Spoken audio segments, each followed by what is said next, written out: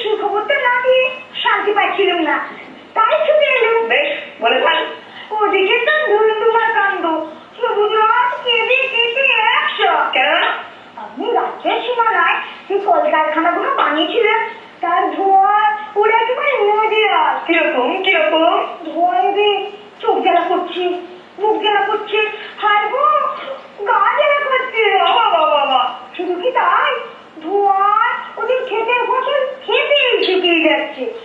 দুর্দিন কোনো লাগলো বলে। হ্যাঁ, একদিনে আমার শালক সেনা একটা মনের মতো খবর দিল বটে। আরো আছে গো, এবার ওদেরকে ছিটে ফোটাও বৃষ্টি নেই, খরায় সবুজ একেবারে মোরা।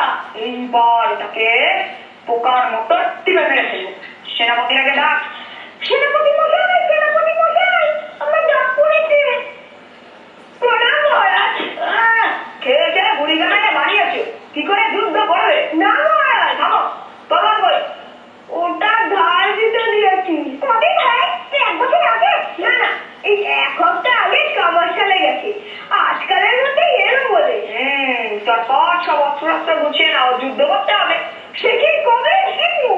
আবার কি আছে ভাই, সেনাপতি মানুষ যুদ্ধ করবে না, বসে বসে রাজাকে ধ্বংস করবে। পাগড়িটা মাথায় পড়ো দেখি। আর পাজামা তৈরিটা ভিতরে ভালো দেখে ভাই।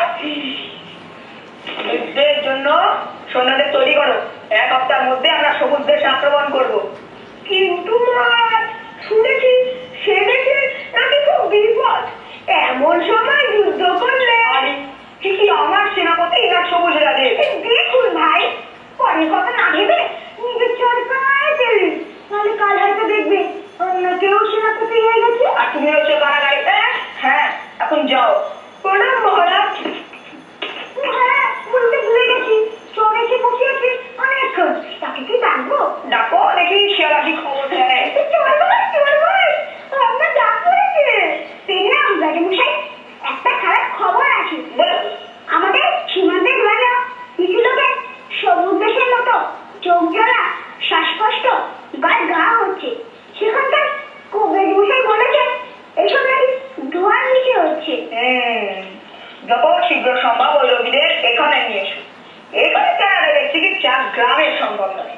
আর হ্যাঁ, ওই কবির মশাইকেও ডেকে এলো, ওনার থেকে ভালো করে সব জেনে নিতে হবে। তাই হবে রাজু মশাই।